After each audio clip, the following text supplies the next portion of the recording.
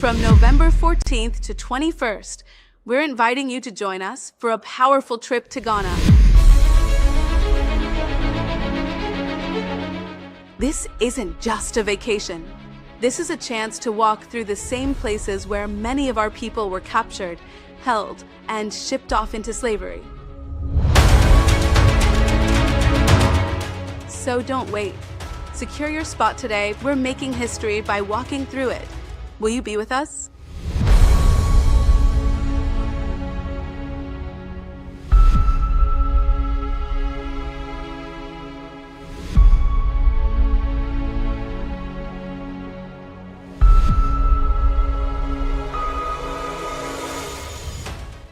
Welcome back to the African Diaspora News Channel. I'm Whitney Mckoy.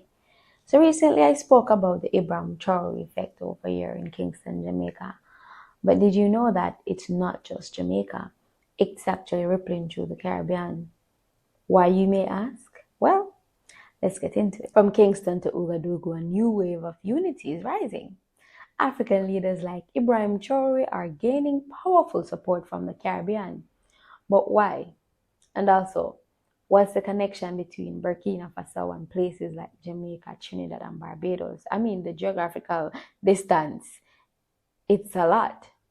Well, let's break it down. Ibrahim Traoré is the 36-year-old president of Burkina Faso. He came to power in 2022 through a military coup, and since then he's become a symbol of resistance, youth leadership, and African sovereignty. But he's not just shaking things up in Africa, you know. No. He is inspiring people around the world, including right here in the Caribbean. Support for leaders like Traoré is growing in several Caribbean nations. Let's discuss a few.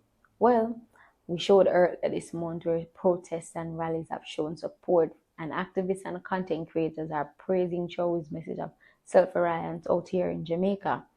In Trinidad and Tobago, Pan-African groups hold forums. They discuss Africa's liberation, especially during their Emancipation Day events. After becoming a republic, Barbados, which is the first, the country embraced anti-colonial pride. And many Barbadians admire Traoré's bold leadership. They say so online themselves. St. Lucia and St. Vincent, they have youth groups that are using African Liberation Day to highlight solidarity with Africa. And then Haiti is ahead. The world's first Black Republic knows revolution.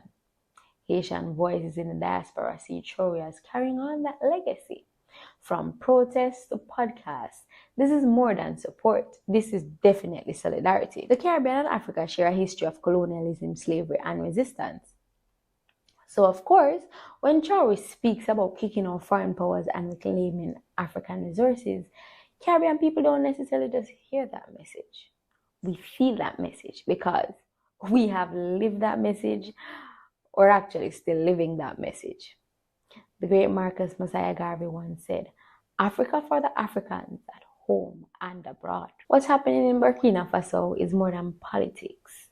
It's a movement. Caribbean youth are posting about Burkina Faso, sharing content, starting conversations. Reggae and Afrobeat are blending. We've seen these collaborations online, and people are talking about trade, culture, and education across the ocean. This is a digital village, and of course it's growing. We've seen flights coming in directly from Africa to the Caribbean. So why does Traoré and African leaders like him have Caribbean support? Well, because we see our struggles through the years. We know the language of freedom, and when someone speaks it boldly, we stand with them. Decolonization is not just a goal, it's a process. Don't forget to like, share, and subscribe to the channel, and let us know in the comments. Do you support this new wave of Pan-African leadership? We'd like to hear from you.